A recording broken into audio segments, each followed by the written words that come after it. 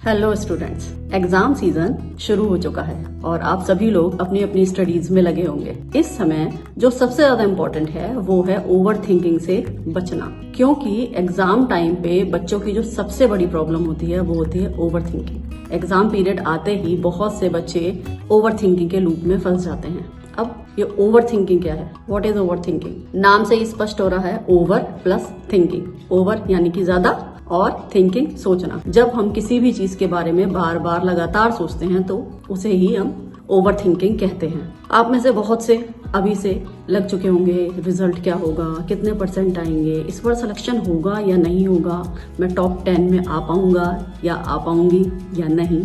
ये सारी over thinking के ही सिम्टम्स हैं और इस तरह लगातार सोचते रहने से आप लोग सेल्फ डाउट की एनर्जी में चले जाते हैं और सेल्फ डाउट जन्म देता है स्ट्रेस, एंजाइटी, फियर को, और इन सब का अंत में परिणाम क्या निकलता है? असफलता। इसलिए सफल होने के लिए आपको सबसे पहले ओवर थिंकिंग से बचना है। बचना कैसे है? आज मैं आपको ओवर थिंकिंग से बचने के कुछ टिप्स बताऊंगी जिनको फॉलो करके आप अपनी सफलता की सीढ़ियों पर चढ़ सकते हैं। तो नंबर 1 सबसे पहले है प्रैक्टिस माइंडफुलनेस। हाँ, आप माइंडफुलनेस एक्टिविटी में एंगेज रहिए। माइंडफुलनेस एक्टिविटी क्या? यानी कि मेडिटेशन। बहुत लंबा मेडिटेशन नहीं कह रही हूँ, बस छोटा सा। जब भी आप स्टडी करने बैठे या सुबह या इवनिंग में, जब भी आपको टाइम मिलता है, आप ब्रीदिंग कीजिए सिर्फ 5 मिनट के लिए। मॉर्निंग में, इवनिंग में, या जब भी आप पढ़ने बैठते हैं उस समय आप 5 मिनट के लिए मेडिटेशन कीजिए और मेडिटेट कीजिए सिर्फ अपनी सांसों के ऊपर। लंबी गहरी सांसें लीजिए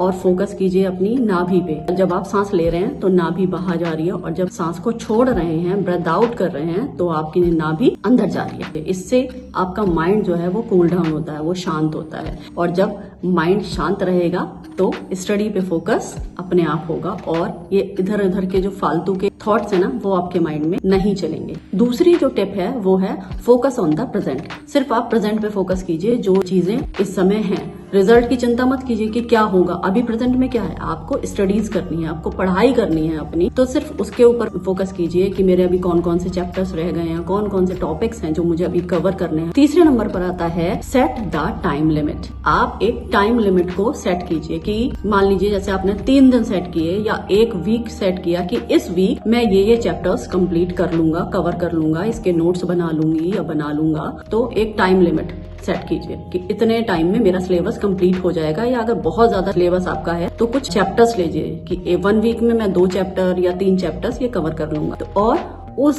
जो टाइम लिमिट आपने सेट की है अपने लिए, उस टाइम लिमिट के अंदर जो आपने टारगेट सेट किया है, उस टारगेट को पूरा करने के लिए जी जान से जुट जाइए, बिना किसी आलतू फालतू के थॉट्स के कि नहीं बस ये प्रेजेंट में आप आए, प्रेजेंट में क्या देखा आपने, मेरे ये चैप्टर्स रह गए हैं, इन चैप्टर्स को कंप्लीट करने के लिए आपने एक टाइम लिमिट सेट की और उस टाइम लिमिट में जो आपने गोल सेट किया है अपना, वो कंप्लीट करने के लिए पूरी तरीके से लग जाइए। इसके बाद आता है चैलेंज योर थॉट। अपने थॉट्स को, जो कि आपके नेगेटिव थॉट हैं कि अरे यार मेरा तो इस बार लग रहा है सिलेक्शन हो ही नहीं पाएगा, नीट में मेरा नहीं हो पाएगा, अरे जेई तो इस बार टफ आएगा, मेरे मार्क्स इतने अच्छे नहीं आ पाएंगे, मेरी तैयारी इतनी अच्छी नहीं है। ये इस तरीके के जो आपके थॉट आते हैं माइंड में, उनको चैलेंज कीजिए। चैलेंज कैसे करना है? उनपे खुद ही अपने आप अपने माइंड से क्वेश्चन कीजिए कि इज इट ट्रू?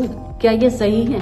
जो मेरे माइंड में ये थॉट आ रहे हैं नेगेटिव, ये रियलिस्टिक हैं या फिर मैंने ऐसे ही अज्यूम कर लिया है, फालतू में मेरे दिमाग की खुराफात चल रही है। वो कहते हैं ना, खाली दिमाग शैतान का घर। इस समय दिमाग खाली है, उसमें कोई शैतान घुस गया है जो कि मुझे डीमोटिवेट कर रहा है। रियलिस्टिक अगर है कि आपको लग रहा है नहीं सही में मेरी तैयारी अभी नहीं हुई है, तो क्या करना है? वही आपको प्रेजेंट पे फोकस करके उनको कवर करना है, करने की कोशिश करनी है। और कवर कैसे करोगे? टाइम लिमिट को सेट करके कि इस टाइम लिमिट में मैं ये इतना कंप्लीट कर लूंगा। और अगर कोई सच में शैतान घुसा हुआ है ना, कि कोई खुराफात अंदर कर रहा है कि वो रियलिस्टिक नहीं है, यार अभी तो है मेरे पास 1 महीने का टाइम है, 1 महीने में अगर मैंने दिन रात एक किया तो मेरा कंप्लीट हो जाएगा सिलेबस और मेरा सिलेक्शन पक्का हो जाएगा। तो क्या करना है? उस थॉट को चैलेंज करना है खुद ही, जोर से बोलकर, मन में नहीं बोलना, जोर से, कि ये फालतू का दिमाग में मेरे जो थॉट चल रहा है ना, मैं इसको भगा रहा हूँ। ऐसा है कि ये बकवास जो चल रहा है ना, मेरा सिलेक्शन नहीं हो पाएगा, ये सब हटाओ यहाँ से, क्योंकि इसमें कोई सच्चाई है ही नहीं। अभी मेरे पास बहुत टाइम है और मैं तैयारी कर रही हूँ या मैं तैयारी कर रहा हूँ और मेरा सिलेक्शन होगा।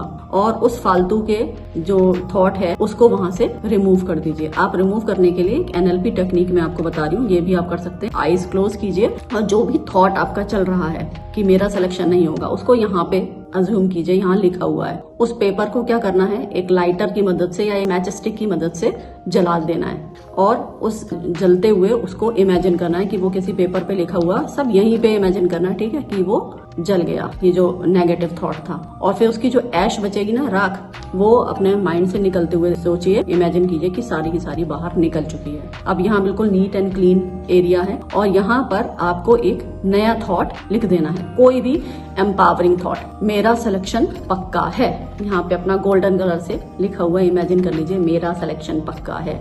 और कोई भी ऐसा नेगेटिव थॉट दोबारा आए, वहीं पे फिर से एकदम अपने माइंड को याद दिलाना है कि यहाँ पे कौन सा थॉट है, मेरा सिलेक्शन पक्का है। उसके ऊपर रहिए, डटे रहिए। धीरे धीरे ये ओवर थिंकिंग की जो आपकी समस्या है ये चली जाएगी अपने आप। 2-3 दिन अगर हुआ मुश्किल से, नहीं तो उसके बाद आपका जो थॉट आपके माइंड में चलेगा ना, वो लगातार 24 आवर यही चलेगा, मेरा सिलेक्शन पक्का है। इसके बाद है focus on you can control, यानी कि जिन चीजों को आप कंट्रोल कर सकते हैं उन पे फोकस कीजिए, जो कि मैं पहले आपको बता चुकी हूँ। अभी आपके कंट्रोल में क्या है, आपके पास अभी टाइम है, आपके चैप्टर जो है उनको आप कंप्लीट कर सकते हैं, जो भी टारगेट है उनको अचीव कर सकते हैं। आपकी जो स्टडीज है, आपकी पढ़ाई है, वो आपके कंट्रोल में है, लेकिन रिजल्ट तो आपके कंट्रोल में नहीं है ना, तो कोई बात नहीं। तो आपको क्या करना है, सिर्फ उनके ऊपर फोकस करना है जो कि आपके कंट्रोल में है। भाई मेरे कंट्रोल में क्या है, मेरे कंट्रोल में पढ़ाई है, मेरे कंट्रोल में मैंने जो टाइम लिमिट सेट की है उसको अचीव करने की पावर है। रिजल्ट मेरे कंट्रोल में नहीं है, परसेंटेज मेरे कंट्रोल में नहीं है, सिलेक्शन मेरे कंट्रोल में नहीं है। तो जो कंट्रोल में नहीं है उन सबको अलग फेंकिए। जैसे हम होते हैं ना, कचरा घर से बाहर निकाल देते हैं, तो जो चीज कंट्रोल में नहीं है उनको अलग निकालिए, अपने दिमाग से बिल्कुल